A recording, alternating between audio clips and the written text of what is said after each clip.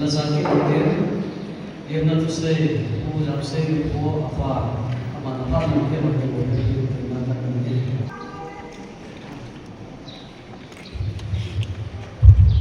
Apa saya ini orang pada naik biwak, itu kita makan di sana.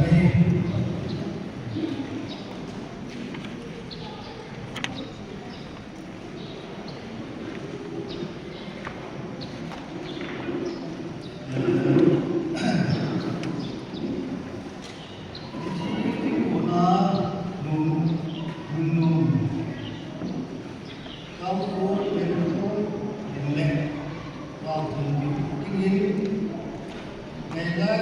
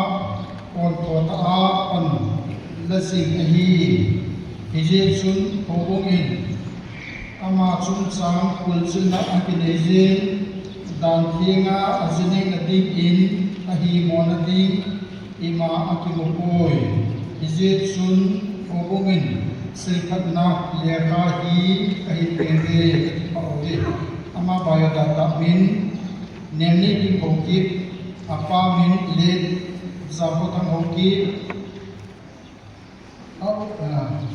Anu min mu pani hokip date of birth 10 February 1993 Baptisma Achani 26 June 2025 Achan Pastor Stanis Children Cook Date Jatang hokip Vatican K.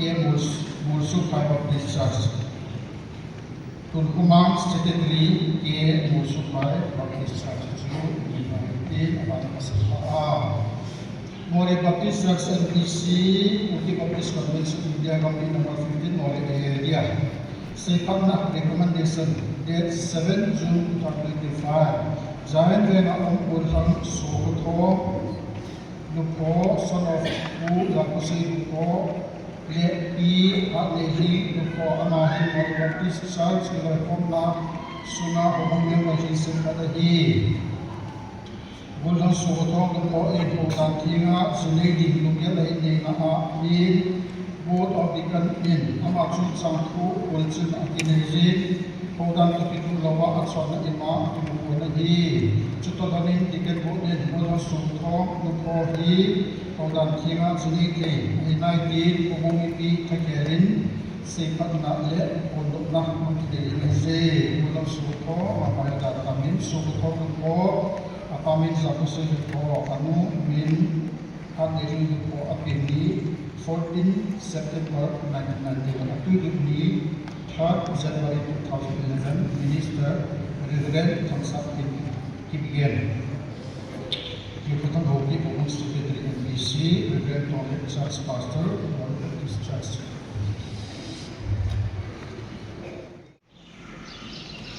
Genesis Only Zan Swami Hit Kia is Azu Pasade Apal Anwar Hakana Azin Rotol Safadim Kitin Amani Jo Kakokat Banditi Patin Sindo Wibon Sabadi Manlang Kawasom Sanu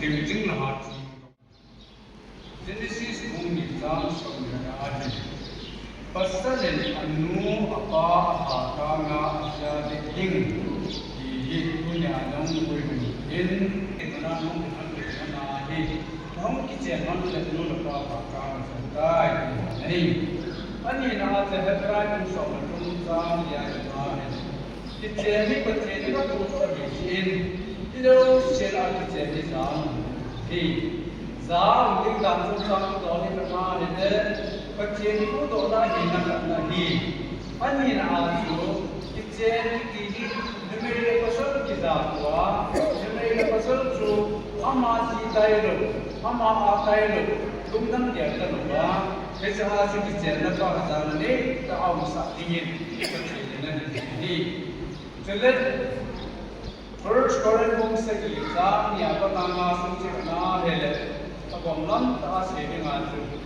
Zon lo na dinga pasal demi kaksian ini demi pasal kaksian ini hiji pakelet ini pasal demi din menakuna din lo na dingle din mun kicha adin hena dinga hiji kicha na dinga kaasa nei sela Genesis mukata som ni lagi kita pakelet amani kita nei hiji pakelet mo ajo Orang kita bagi bahasa dalam hampating umumnya.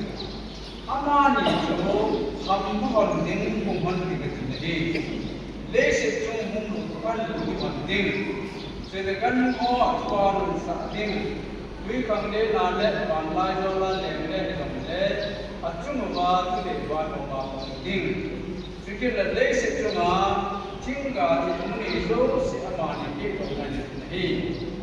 พิจารณากำสักยันลังจงเล่ช่วงอาเดียมบอกยันลังไม่ต้องเล่ได้สิบช่วงอาปฏิเนก็สิบจุดสิบช่วงอาดีท่านไหนเนี่ยเสร็จเลยกี่ปฏิเนที่จะจูไม่ต้องตัดสินใจบอกที่เจนที่ดีปฏิเนยากจะเจนที่ตัวเราจะทำมันกันปฏิเนนักพูดภาษาที่จะจูที่เจนให้บอกที่ทุกอย่างต้อง bola chalayo na hi icheri bo ko mita hen pati amala ko bola jo ama mena icheri bo ko pati ne in ila ko na chalayo na ko pati icheri ke ko nei pati sun pakaya mai ta su te ho pati icheri ke ne ye business ke ne in malam na icheri ke na padula de ne ka ko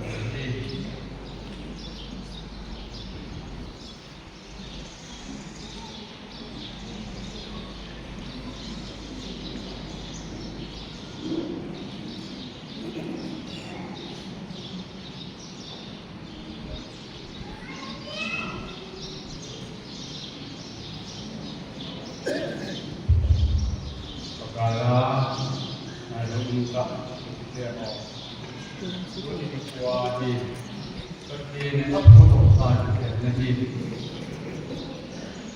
mungkin le jadi na karena itu pun nama itu nggak kami jalan akan ini tidak tu ini orang lain tapi business ini dia sedikit kalau no macam ini fitness dan kekonomen pasal kalana supply dunia ini ulang suruh fitness anak ini nanti tak salah beliau negara kita amani dan lain-lain apa ini kalau yang kanda dengan orang yang kanda dengan men Sohino fitness atau simulasi kegabangan itu sama di kecil dan langsung mana apa yang kita kenal seperti yang amani tentang kuah pengalaman dan mengenai nah ini pasal bahasa mungkin ini nama sangat ini nunga jadi mah ini amma ini kuat dan inglet jong let kita semua inline semua dan ingmo mana mah kita jangan kita amin bila dengar ini kita nama nanti bulan Suci kuat dan inglet jadi kuat kita kalau semua sudah nah ini orang dan lagi ini nama tengah ini maya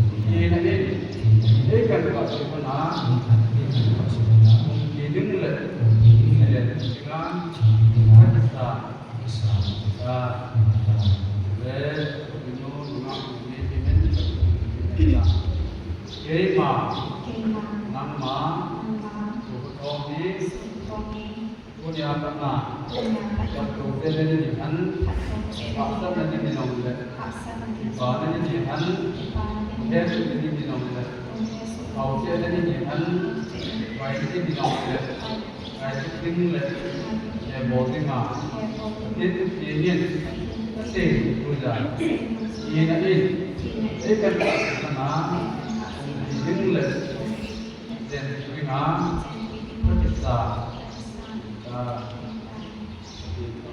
lắm để biết cái việc nó thì lại lễ từ ngày cái nào chọn nào nhất từ cái ngày nào để một năm cùng coi cho bản thân nó mặc định cái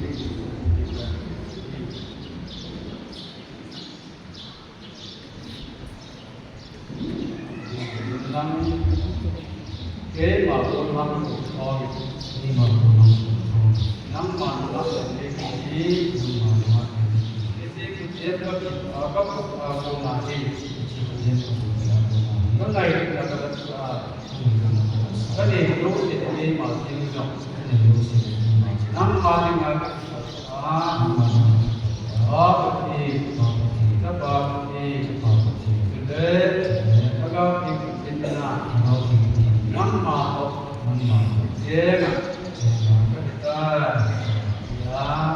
các cái chuyện gì nên làm cái chuyện là lo nó rồi làm lắm là bao gì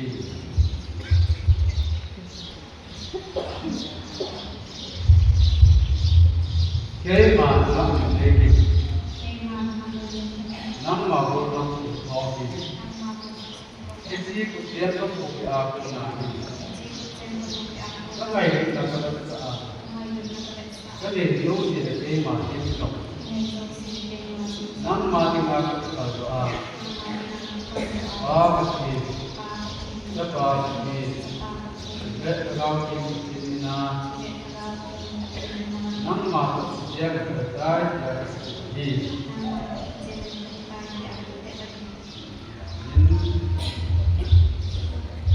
panggil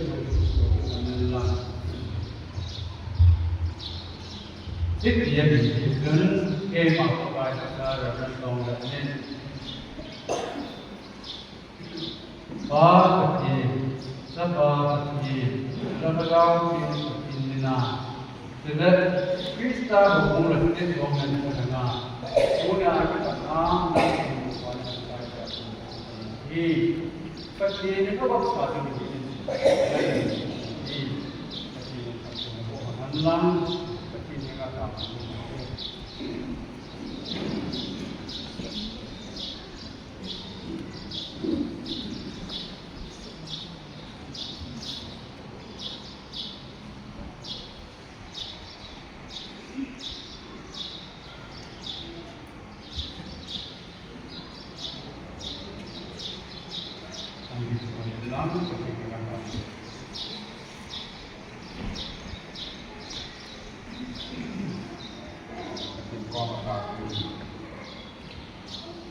có cái là mình làm là chúng mình làm cái cao ngoài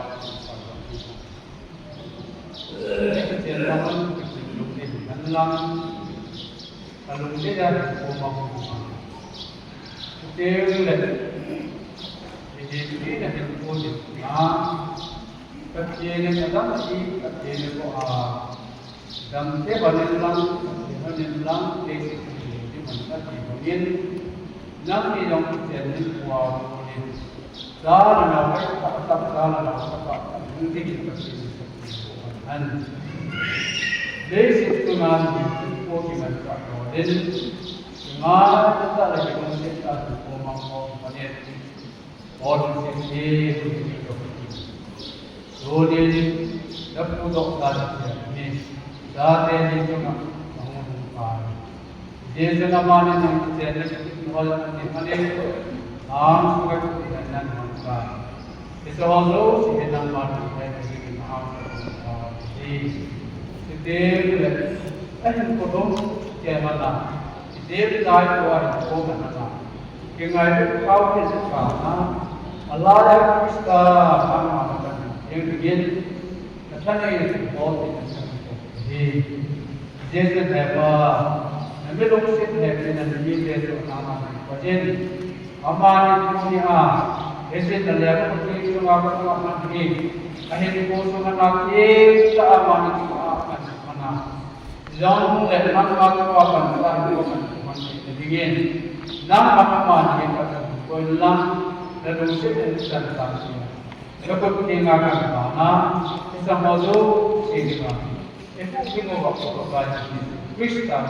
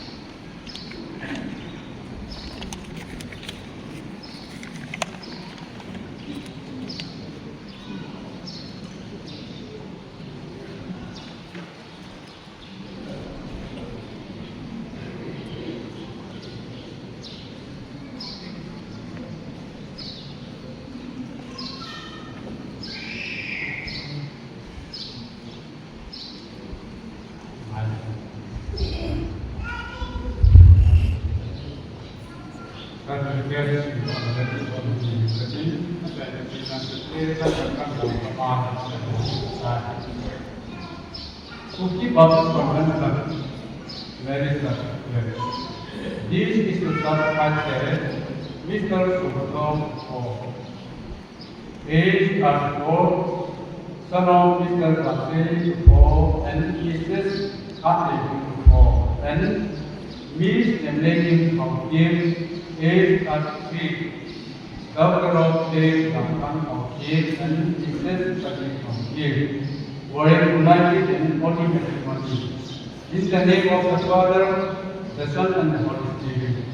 On the 7th June, day of the Saturday, in the year of our Lord 2025, and for the 53rd edition number 15, by the Reverend Dr. K. Specific to keep up the Nam Him Jeffrey Montai, what is the thing that has to be done? Let me give us in basically.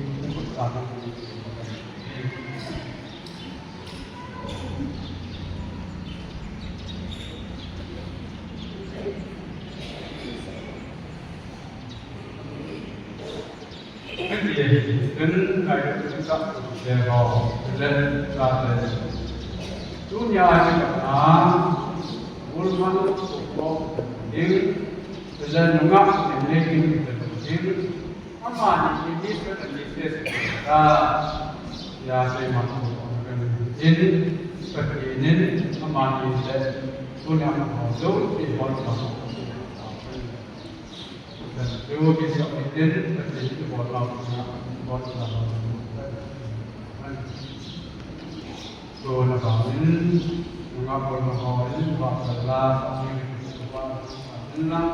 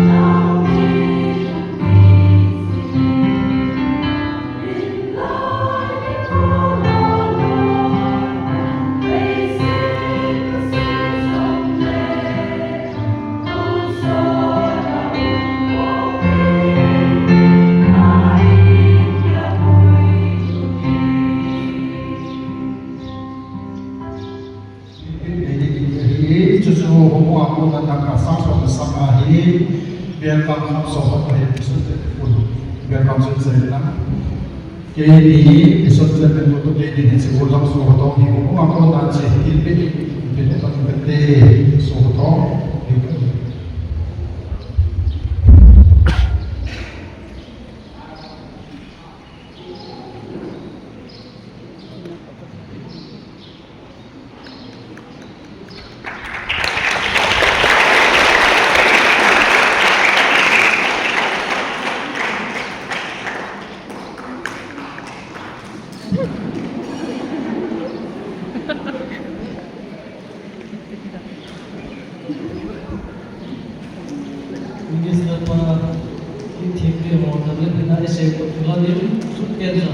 sila mereka nasal itu union ama di suhu di bola bikin program ini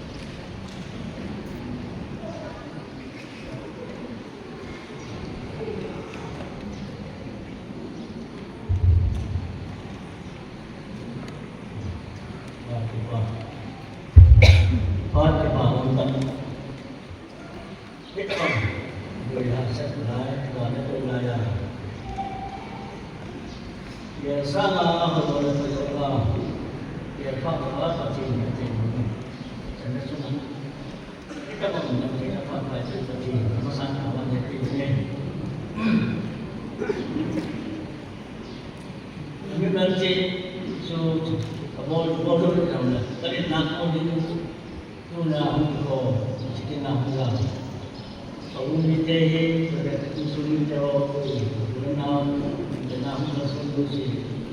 Nabon sabi mo ni nabon yung kadanaw sa kanjore. Siapa nak kesenung kansu, turin hitamang. Kita awali yang pada menunggu ini, kita awal semuanya. Hendak percaya memberi lagi. Kita mungkin kita semua dalam kita percaya. Merasa percaya, guna acan semua. Tapi kita aku dia jauh kita buat ini kita umumnya. Ya kalau ni mari dia dengan di dulu tak cerita sahabat semua. Kita semua ini kalau kita nak rasional, tapi jangan dulu. Anda dulu hari. Tu nak itu mungkin orang ini, kamu jadi boleh. Ini semua yang buku jadi di dunia ini, kita nak terlihat. Jadi itu di kumpulan sosial. Ini semua mipa sudah tidak ada. Dunia ini mipa sudah berubah dan menambah. Akhirnya sangat sensitif. Dan dulu saya juga kita konsumsi anda ini berhasil. Cepat sudah dengan ini, kan apa tu deh? Kan dalam mod, kan dalam kerja. Kaya suruh mau saya kalau mungkin baik ni. Orang kita tu kerja semua macam itu, tangan kita mau kita kita tangan. Dia sangat percaya main tulis, macam sahabat itu. Sudah tahu tapi semua cuma main apa? Jadi dia tu memikirnya ini depan satu Nah, boleh kalau tak boleh makan kita no boleh makan ini. Ayat itu ini. Bangsa itu ayat itu kita kalau baca iman itu itu mungkin kita awal sebenarnya. Kalau kita paham seluruh ini semua dia orang dia orang nak semua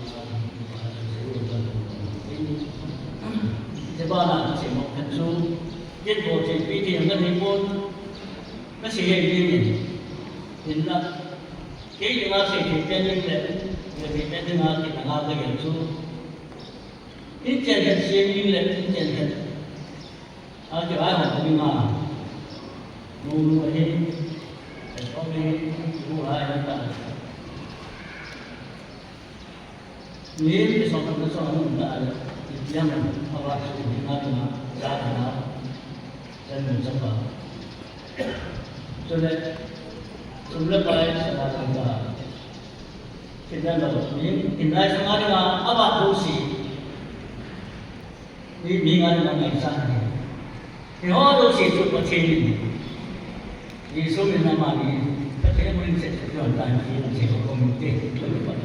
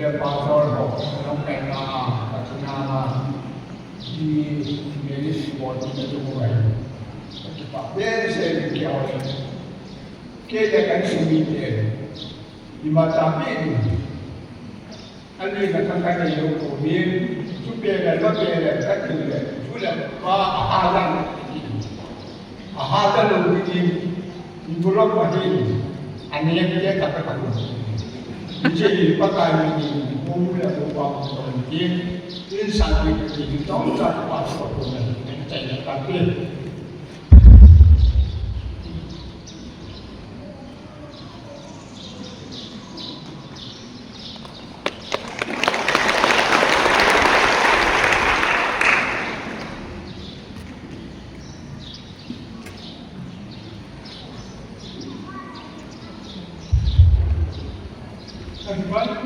Masjid ini tu ini ko sampai sore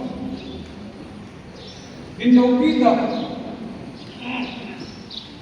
paswa event ini sampai ada bulan ngokna in hoja baru si asaikan jadi sokona in itu apa sih mesti pengen kamu sampai ke dia tu ni Sapa soto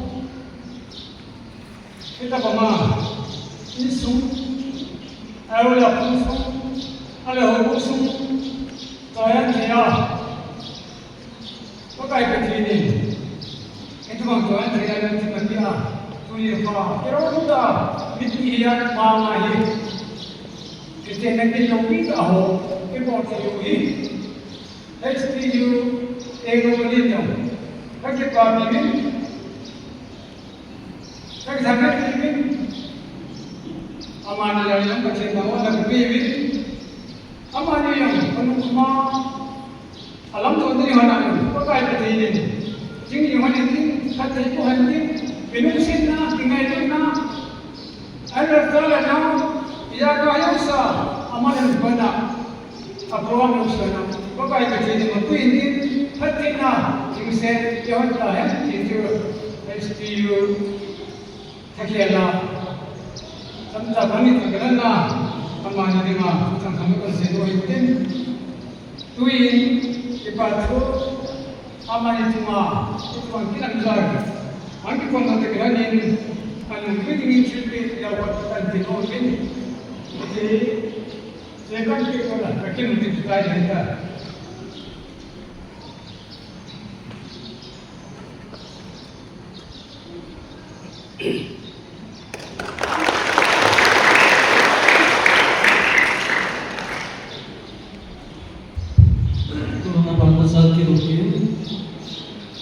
TIK Bengali itu agak cair kami KDC kami bersama dengan Pak Ibu NGO PPD kita ini.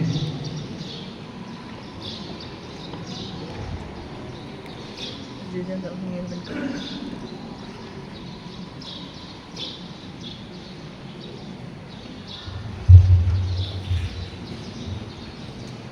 Masa ini kita mengangkat oleh pakai jagai di upah pensiu mana di masa ini sudah punya minister wajib sudah kontrak dengan wajib sudah di wajib siapa wajib sih ada dia bagi pada mengenai masalah sebagai diri kemudian wajib Jadi kita làm yang muốn cái muốn chuyển cho cái mà nói là đi sẽ lên qua thì tất cả các điều kiện cho nó thì cái này là cái của mình là gì hết mà sao thì cái này là mà của cũng điều này dân mà cái điều đó nó có vốn mà nó còn không nghe lên thì Panahnya, ini waktu rumah. Dan itu anu, kenapa saya melarang pun kamu ini kalah ya? Lihat nama dia, lihat kui, berapa orang ini, berapa kaya. Ini yang bisa ya. Jadi, macam tu nari ini mau yang kita ai ada yang saya lakukan di Putua apa next day itu kan dia orang kita cakap hari ini orang jangan ngomong dia jadi kita nak orang kita kamu tu ada kan di orang kita kan boleh nak ini kita kita dalam tu hari itu malam tak pun saya Sopi ini dia yang orang itu jadi orang semua. Apa teh yang kami ni? Macam mana nak sama tu orang itu. Orang yang mungkin lain orang sendiri. Jadi kita orang mungkin. Kokoi. Yung mukha ni, yung kami. Mo yang mukha ni. Dia langsung cakap ini set naik. Apa mau ni? Ini kenapa? Karena cikgu ni. Ya, cikgu ni. Ya, orang ni. Dia cikgu ni. Ini dia tidak. Dia lama ni. Orang kau dia pagi. Ini ini. Amo semua dah. Orang semua dah. Awak ni bangun kat rumah ni. Kemudian orang kau dia jangan sampai bang. Di pasir ni yang ni lupa. Jadi dalam tu sekian tu tema pasir. Kan bukan ni. Pasir kan bukan lagi mahina. Jadi kakak ni itu tema apa saya nak ni. Pasir kan bukan dia ni. Batu panah ni pasal benda yang ni. Tu dapat sah pasir ni. Tidak orang kakak pasir ni. Jauh lah. Mihir, tihir, jadi yang jadi le. Jangan lupa pakai akan ada wala. Kau mahu mungkin pun ada. Dia jujur dia cuma ini. Batu ni, kakak ni, jatuh ni, batu ni. Mori blok jalan dari. Jangan lupa. Tak dia. Ini memang mereka juga. Jujur mori blok. Jadi adalah mereka menggunakan untuk seman ini naik seperti katanya seperti pak pada saya nanti.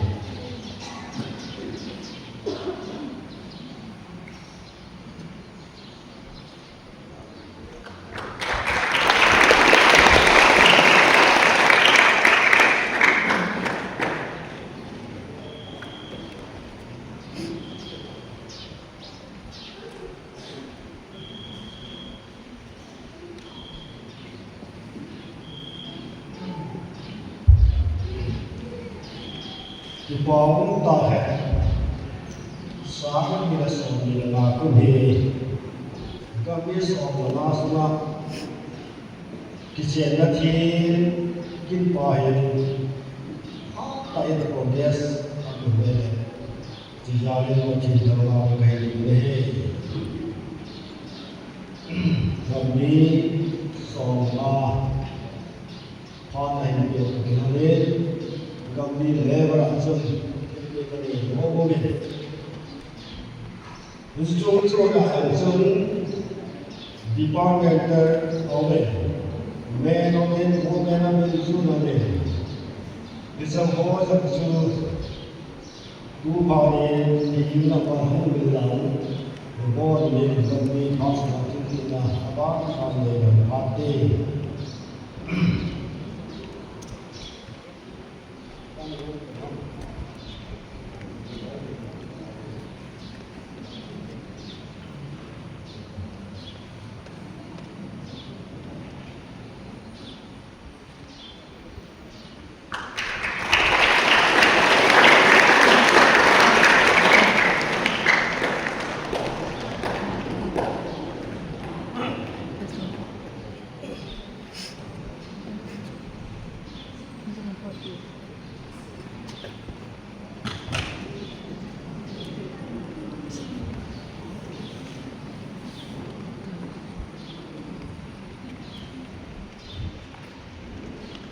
Problem tempat adalah tempat tempat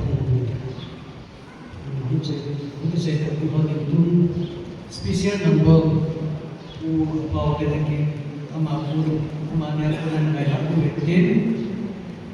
Tu ni helai mana hong sini ni mau nuhi Kenya dengan kasupian dan ini supi kan kita makan Kenya. Itu sih kan berjaya dan Kenya kalau yang paling bagus so zaman dan Ipani ini tu ni aku di dalamnya amin dapat ni bukan tanda Ipani hizit so Sen ngai de ka sa na yen ne sa na zaman an ti ka ma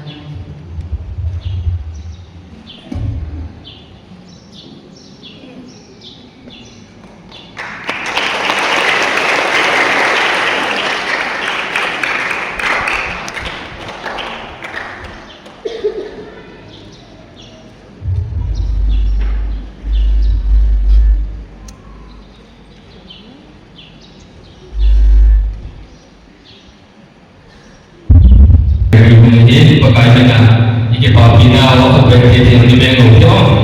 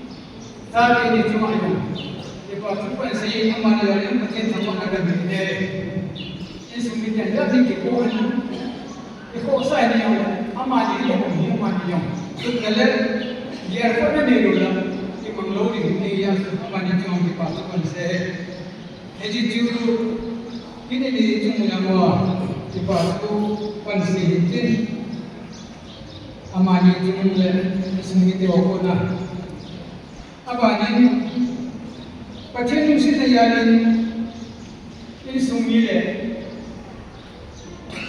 MDC Board of Economics. Kita mungkin mengahi sahaja kami lumpia format ini kita bangun deh itu dengan nanti perlu ini amawannya. Ayah saat ini apa tujuan kalau ada sila kita hari pas boy yang gavin ada ni ya jumlah di mutu kesai komen amju ini yang le लेकिन हो ना सनुंदा कने हो कनुंदे हो ए किवा ए बंगा सनुंदा लेकिन हो ना पासवा मके दिया किनो अपन बना ini boleh tu nah itu mohon saya ini kamu ini ini pasal atau kau di bawah mana di pasal panci ini itu pasal saya panci nama itu ini orang berita itu kerana itu tangki panci ini orang abal di pasal saya itu ini orang lagi aja tu saya lagi di pasal saya kerana ini sumit ini tipe neon kata ni kan mungkin jadi kerja kerja ini semua kamu insale ateki amani pedi mana ibu itu elanga ini ko ini elanga yang mana itu sudah itu amani bono kan ini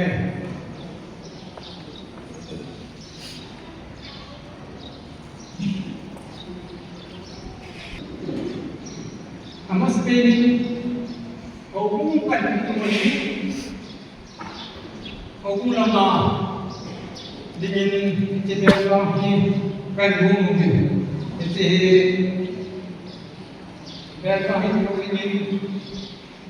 ini buat kita negara negara dengan jadi berkah ni hukum apa kau yang mana ini kan yang lalu dengan perkara ini kan ini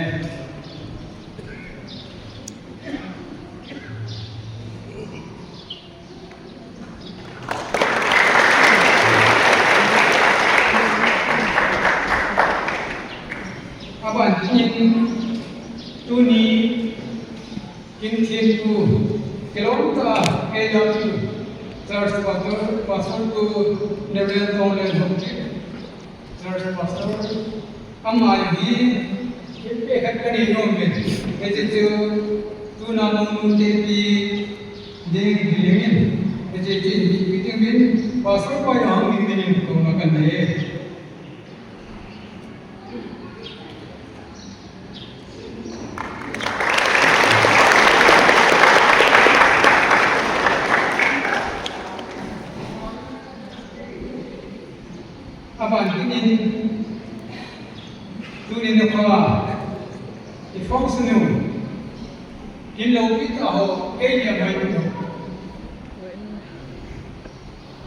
masangin itu keranjang sunoi dia bangsa di personal datum cuma bui lah mai esak bui dia juga sembitanya pada yang amal yang tapi no mungkin itu amalnya ini jadi dua ini dua ini pakai mereka dua ini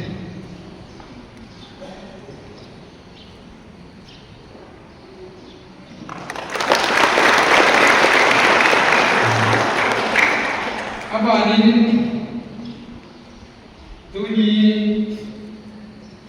langit kaisar ikinowa nama namnen dopo jele apa oleh bikin amawan eronta tuna miti mama pachi kamwana la ngai ke sakti yevin amani sumayan amo sama ki pa tu kan sevin ki pa tu se to geranin amma hoy hamika kin pi na kan ni ni amma hoy kuma kan ni ne nga kan ne aban le ko le king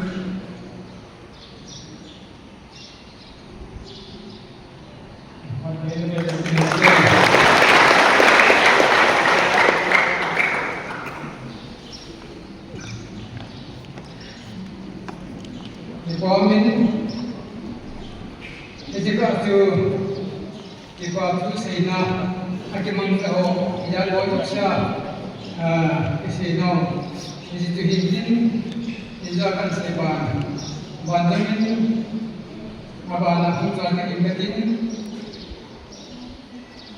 ipo ukta jo ni hilamakin neidin ko hi insumite adeng nei ko dekat buwan yang itu sedan, ada yang baru itu ada yang ini mesti dijalankan. Itu sama pandangan kalau kita mungkin kami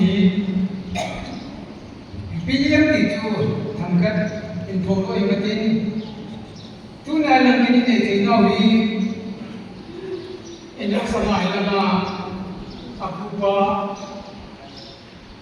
boleh thong lupa amahin tu kuat ini amahin नहीं जो नहीं yang bokan aku pandai itu bokan itu ini sumber ada di tu itu jadi ada itu semua ada orang borsa itu aku pilih bokan kebun yang saya lama ibarat bodoh ada dalam cuma udah lahir jadi terus terus semahin ini formula panti di sumber dia karena jadi teori kan hukum mahal di sana boleh bahasa tua kita mungkin hoyi di bodoh ini ada boleh semua yang dipakai kan se amanya malam amahin ini asal abawo pakai definin kena saya boleh tahan.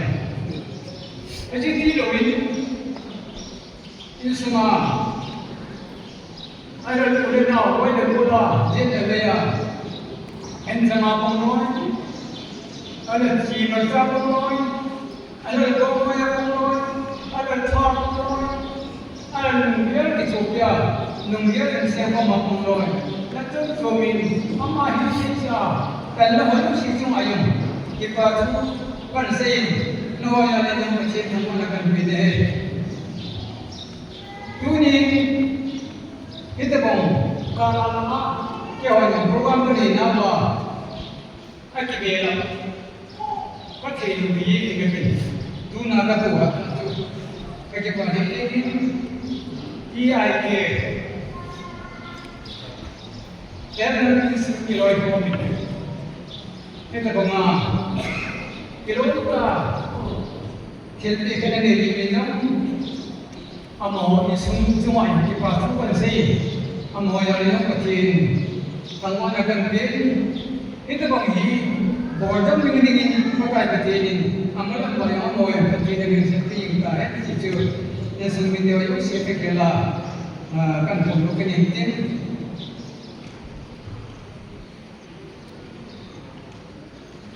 Apa artinya? Tujuh mikul,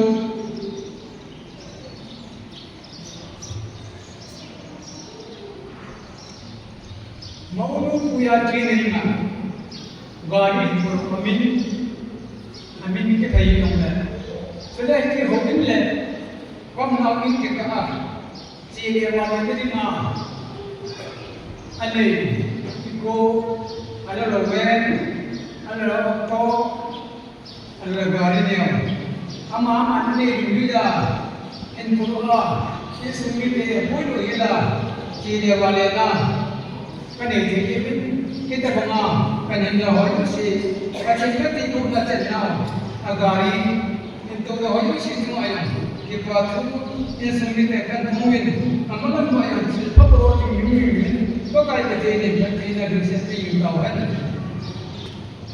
Jadi ini semua sejati yang tahu dia kau yang semua isi yang apa orang malu apa tinggal malu jangan pensang kalau ni bunyi kalau saya ni dia kau isi keronta soal gila apa nanti awak kita kaya malu jadi sudah tengok awak dalam sangkut awak nawai situ mayang ini semua di waktu kan sebe itu kan tunggu peneliti asal ini tu orang kan ikhlas ang hawayong si ilam yulwa wala ma tatawon aboy biko en ko on sawa iso hokso keding ang ko mi hoyong si o mayong tigna sampai kanen ini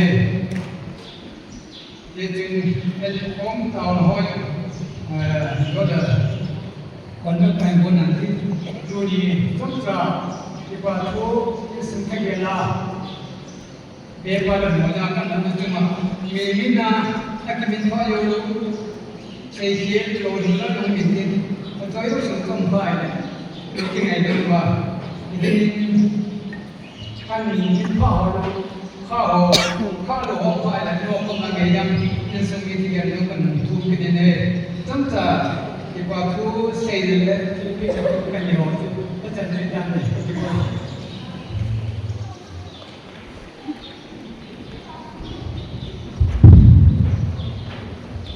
Proses saya dapat dilakukan dengan saya bagian itu program yang semua apa itu hukum deh kini kita ada rutin tu yang kita nala pakai dalam hubungan antara satu itu dalam pakai dan sah kita tahu lagi apa hubungan manajemen secretary pada lakin ending natin tahu tu ay hati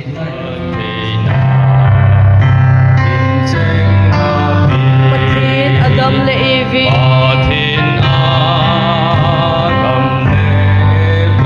Nanagomin Pentilin Tunsong Hideni Gomin Hat hay nagtangkim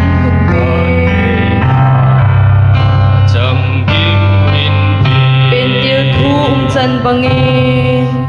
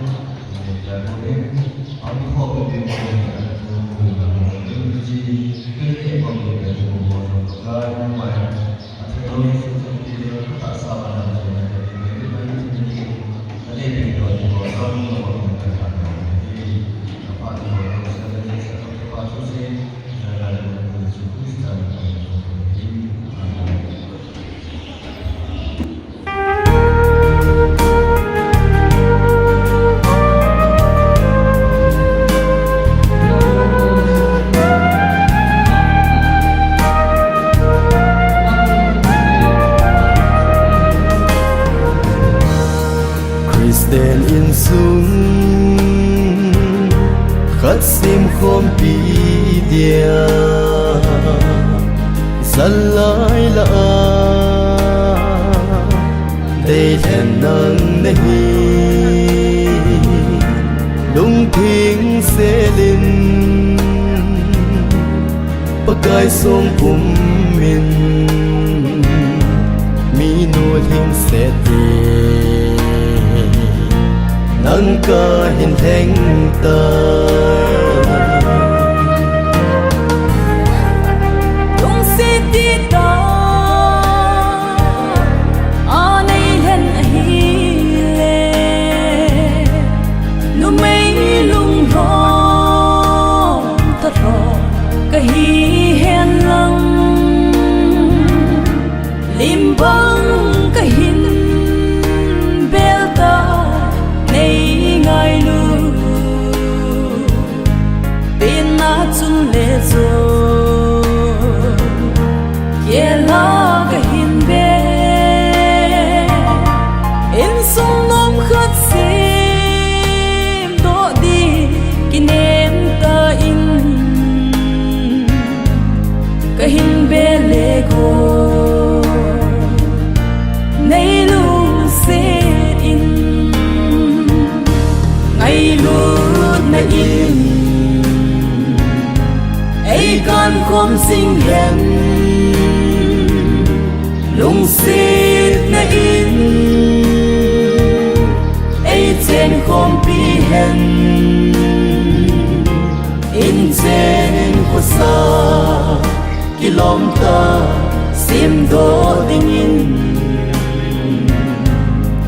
lung ki to in chen khom ta hi te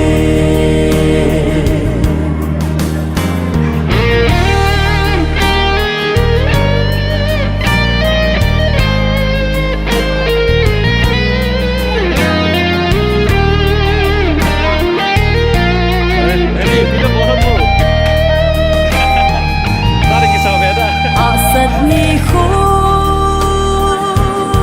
tha sam ni kho ti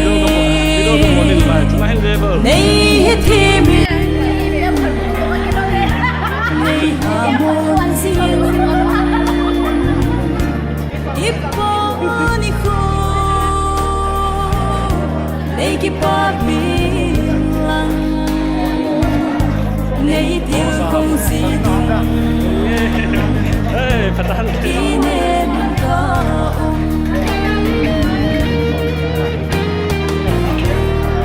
lung si di ta ka hen hi bo pathin sungin kin song la chen ping iPhone นี่แหละหอยดีอ่ะ pakai salin kai song nei salau kin song nei lut na sang theng ka hin san atin ni tin min hi he thêm sing hi tin au khom sing un Jeffrey bang khom hi teก็เป็นเนี่ย ai lu na in จะโพสต์วิน ai kan khom sing hen lung sit na ที่ in สุนัขแจ้งเทพ ai chen khom pi ก็เรียกปะเอ้ย in chen Opa. sa kilom ta sim do ding in lung ki to in ching khom ta hi te